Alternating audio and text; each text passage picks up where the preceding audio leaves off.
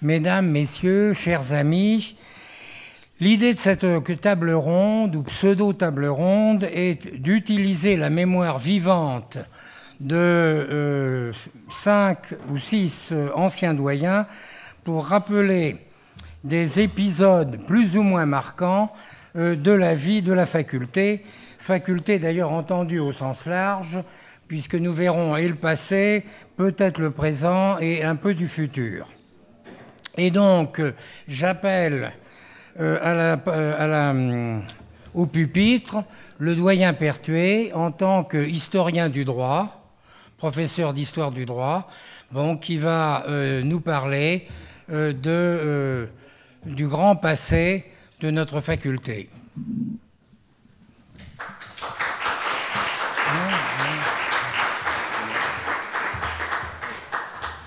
Intervention debout plutôt debout, oui.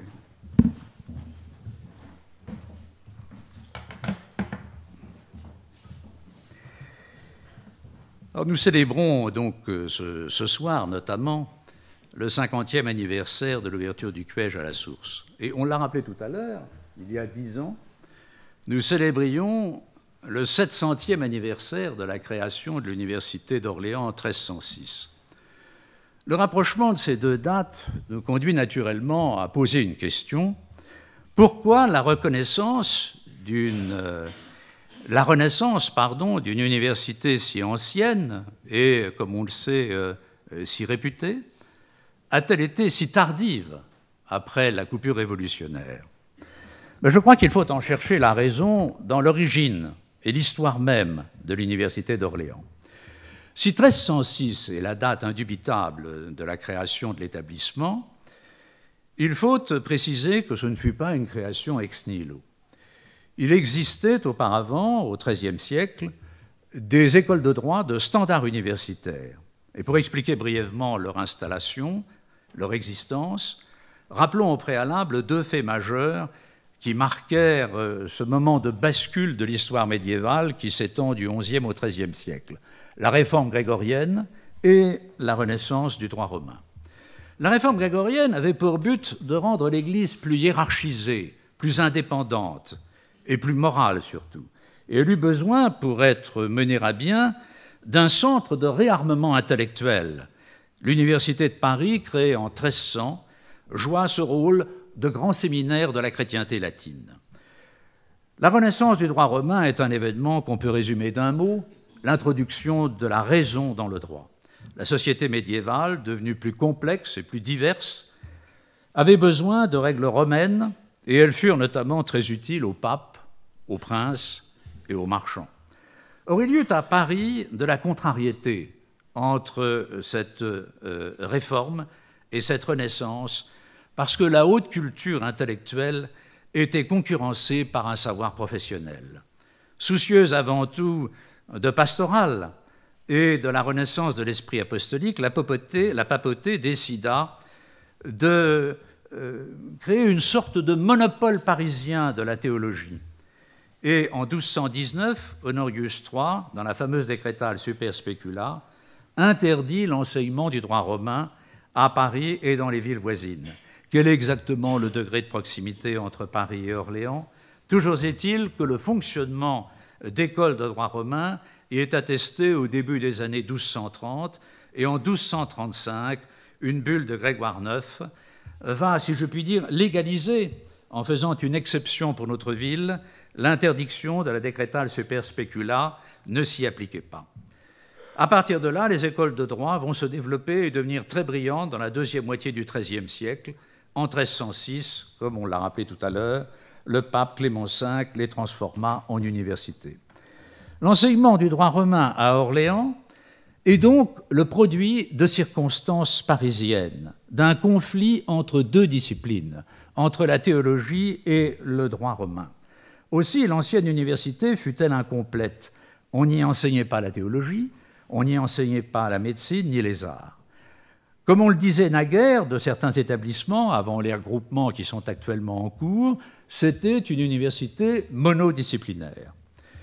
C'était un établissement que l'on aurait pu par conséquent considérer comme incertain et fragile, et qui a pourtant duré plusieurs siècles. Pourquoi? Eh bien, pour 3 raisons. Pour sa complémentarité avec Paris, pour sa réputation et aussi pour son organisation et ses privilèges. Je n'insiste pas sur le premier point, sinon pour dire tout de suite, j'y reviendrai tout à l'heure, que l'interdiction d'enseigner le droit romain à Paris fut maintenue jusqu'à la fin du XVIIe siècle. Comme elle l'est prolongée sous une autre forme, l'Université d'Orléans a d'abord bénéficié de la renommée acquise par la création des écoles du XIIIe siècle. À quoi tenait cette renommée? À l'originalité de la méthode des juristes orléanais. Avec la redécouverte des compilations de Justinien, le savoir juridique s'est objectivé. Il fallait interpréter les textes réunis dans le corpus de droit civil. Les juristes italiens ont d'abord utilisé la méthode exégétique des grammairiens en procédant à une analyse littérale, mot à mot, qu'on a donc appelée la glose. Les juristes orléanais, Révigny, Belperche, pour ne citer que les plus importants, innovèrent en commentant les textes à la faveur de regroupements thématiques de manière dialectique à la façon des théologiens. Mais très rapidement, au XIVe siècle, Bartolo et d'autres commentateurs italiens reprirent la main en mêlant savamment la méthode exégétique et la méthode dialectique. Notre université va être à nouveau en pointe au XVIe siècle, avec le développement de l'école historique en France, dans l'actuelle région centre, à Bourges et à Orléans. Le corpus de droit civil et la manière de l'interpréter vont être remises en cause par ce qu'on a appelé l'humanisme juridique. Un des traits majeurs de la Renaissance fut en effet de soumettre les textes fondamentaux à une relecture, la Bible bien sûr, mais aussi les compilations de Justinien. Les premiers modernes envisagèrent le droit romain autrement, non plus comme le modèle homogène et indépassable du droit universel, ce qu'il était jusqu'alors, mais comme le droit des Romains. Un droit qui était par ailleurs le point d'aboutissement d'une évolution qui s'était étalée sur un millénaire. Il convenait donc, grâce aux nouveaux outils littéraires, historiques et linguistiques fournis par la renaissance des lettres classiques, de redonner au droit romain toute sa profondeur de champ, de mettre en évidence son caractère composite et stratifié, ainsi que sa singularité historique au moment où l'on commençait à jeter les bases d'un droit national qui lui était irréductible. Les plus grands noms de l'humanisme juridique sont surtout associés à Bourges, Alcia et Cujas, d'autres encore, mais les représentants orléanais de l'école historique eurent également une très très grande réputation. Je pense à Fournier, à Bourdineau, à Bruno, à Ruzet, à d'Angleberbe. Je serai très bref sur la troisième raison qui explique la longévité de l'Université d'Orléans. C'est pour moi ici essentiellement l'occasion d'insister sur la dimension internationale de l'ancienne université et sur sa coloration protestante. Les étudiants étaient regroupés en nations qui jouaient un grand rôle dans le fonctionnement de l'université, et il existait une importante nation germanique qui accueillait les fils des riches familles de l'Europe du Nord. Leur sécurité et leurs conditions de vie étaient garanties par de nombreux privilèges juridictionnels, fiscaux, militaires, etc. De sorte que l'atmosphère que l'on respirait à l'Université d'Orléans était très tolérable pour les réformés français.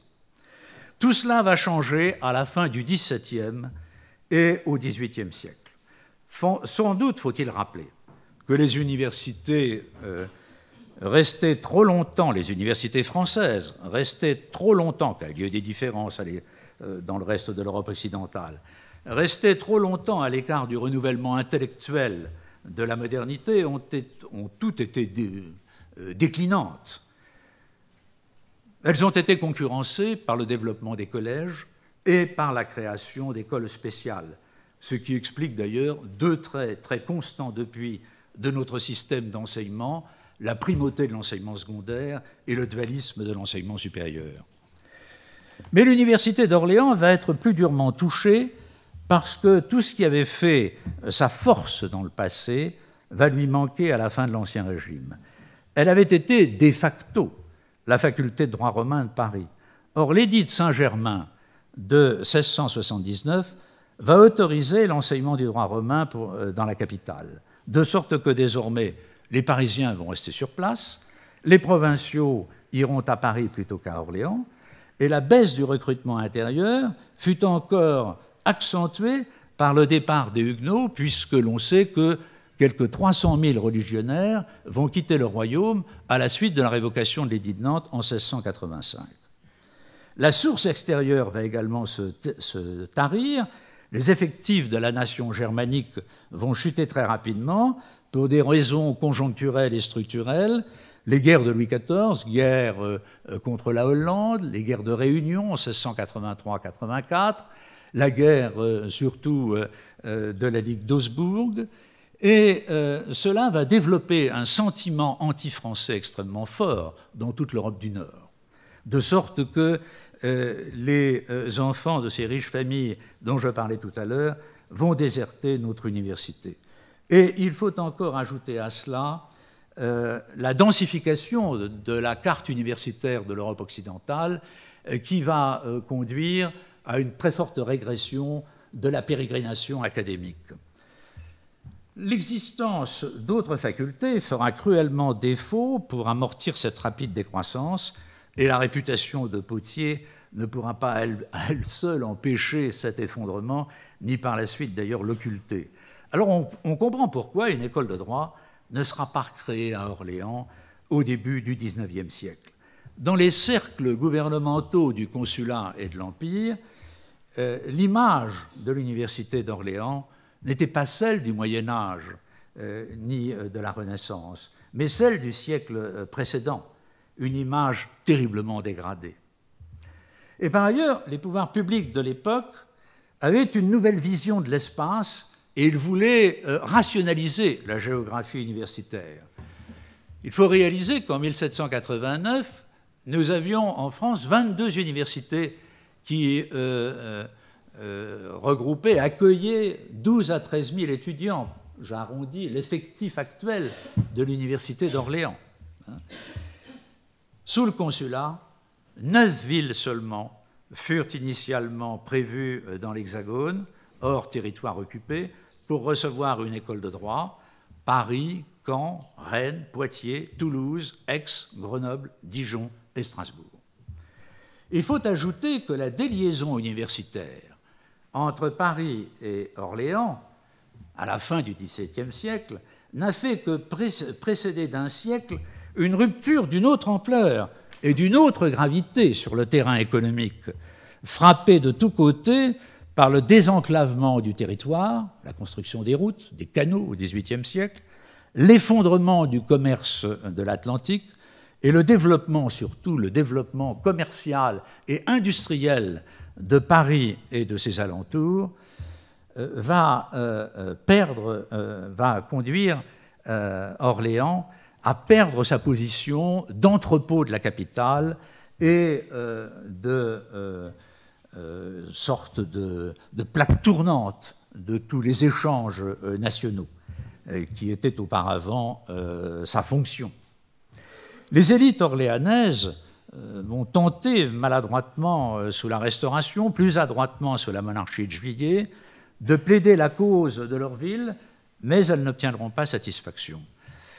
Les nouvelles facultés de droit seront créées, des nouvelles facultés de droit seront créées au cours du XIXe siècle, mais dans des grandes villes comme Lyon ou Bordeaux, mais aussi dans des villes plus moyennes, à Nancy, à Lille, à Rouen, à Montpellier. Mais Orléans ne bénéficiera pas de ces élargissements successifs du réseau universitaire. Et en 1896, quand on créera des universités régionales qui n'étaient alors que des regroupements de facultés autonomes, Orléans, conscient de l'inutilité d'une démarche, ne sera même pas demanderesse. Il faut donc attendre la deuxième moitié du XXe siècle, au cours de laquelle les effectifs étudiants du pays vont augmenter considérablement.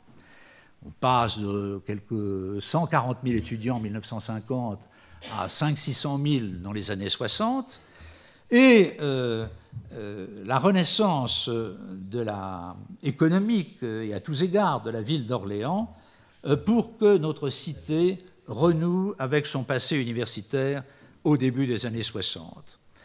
Après ce rapide parcours explicatif, il est intéressant de noter si ce qu'on a observé à propos de l'ancienne université s'est répété au XXe siècle et en quoi les choses ont été autres.